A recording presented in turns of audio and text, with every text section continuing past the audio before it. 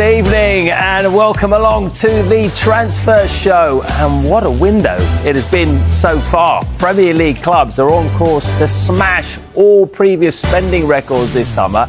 It could even break the £2.5 billion mark. Manchester United are ready to add more than £70 million to the total by signing Bryan Mbeumo. But will Ruben Amorim get everything he wants? Loads on the way. We'll also have updates on Ekitike, on Sesko, on Luis Diaz. Plus, we will hear from Kieran Tierney on his return to Celtic. As you can see, these two fine young gentlemen are here alongside me to talk you through it. Dharmesh Sheth and Mark McAdam. Yeah, you two. You're the only two here. What a way to spend my Friday evening with you two guys. I'll tell you what, let's start with Bryan Mbeumo, Dharmesh, because it feels like there's been a big breakthrough in the last few hours. We should really file this one under saga, I think, the length of time that this one has taken. The entire transfer window, we have been talking about Bryan Mbeumo's potential move from Brentford to Manchester United. Well, there has been a breakthrough, as you mentioned. Manchester United have agreed a deal with Brentford for Bryan Mbeumo. The deal in total is worth £71 million. So the agreement... We were to do that, so therefore the price tag may have just gone up a little bit from what it was this time last week.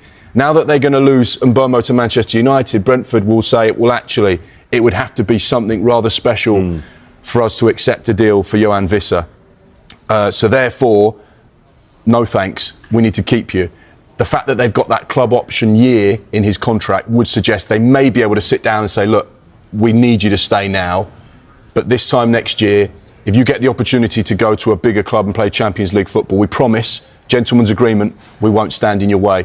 One to keep an eye on, but very different stances there. Not for sale.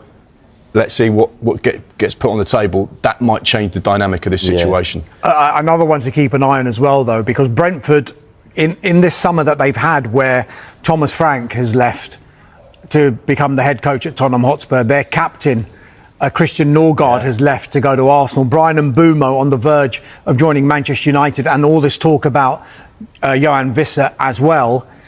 They won't be sleeping. Brentford are a very sensible club, and they always seem to find a way. They always regenerate, don't they? Of course they do. That's exactly the right way to describe it. And they will be looking around to replace these players. So they don't have been sitting there thinking we're going to not do anything about Bryan Mbeumo, and if it was to happen really last minute, what are they going to do replacement-wise? So they are looking at other players. Omari Hutchinson is one player that they are looking at from Ipswich. If you go back to Tuesday, they did try and sign Omari Hutchinson from Ipswich Town on Tuesday.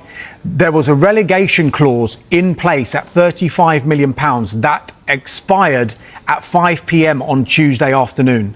Now, Brentford, I'm told, did meet that £35 million relegation clause, but not at the terms that Ipswich Town wanted. So maybe Ipswich Town wanted all the money up front or in minimal instalments, whereas Brentford weren't willing to meet those certain conditions. So as a result, Ipswich Town now have the control of that situation. They can ask for what they want. They don't want to sell Omari Hutchinson. However, they are expecting Brentford to come back in with an improved offer. And just on the Brentford thing, Dharmesh touched upon it, at how well run they are, how clever they are. They've used data before many other football clubs. They've recently sold 25% of their shares to a Hollywood film producer for £100 million. So that's not a bad injection of cash should they want to go into the window during this summer and reinvest that money in bringing new faces into the football club. So, yeah, it'd be interesting to see how they move off the back of what's happened in the last few weeks.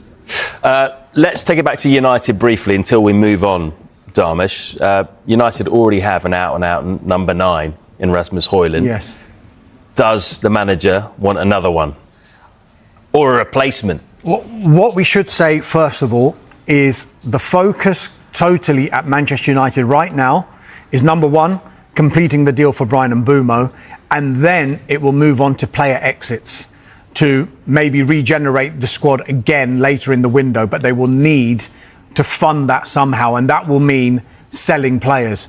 And we've been speaking about the 5 players that have been told you can delay your return to the training ground while you sort out your future. I'm sure we'll talk about that later on in the show. But the number 9 situation is something that won't go away. We have been talking about it throughout this transfer window, that one of the priority positions for Manchester United was to bring in a number 9. They have explored the conditions for deals on a number of players. Aston Villa's Ollie Watkins, Sporting's Victor Gyökeres, who is clearly on his way to Arsenal now, and also Chelsea's Nicholas Jackson. I'm told another one to keep an eye on as well, which is a player that Manchester United have had a long-standing interest in, and one we tend to talk about nearly every single transfer window, not just with United but with Arsenal as well. It's Benjamin Sesko from RB Leipzig. This is an interest that has gone back to the days when Sesko was at RB Salzburg, and I was told then, back in 2022, I think, that it was a longer-term project that Manchester United were looking at with regard to someone like Benjamin Sesko. But to reiterate again, the focus at the moment, Mbeumo in and some players out. Okay, let's focus on one transfer that has gone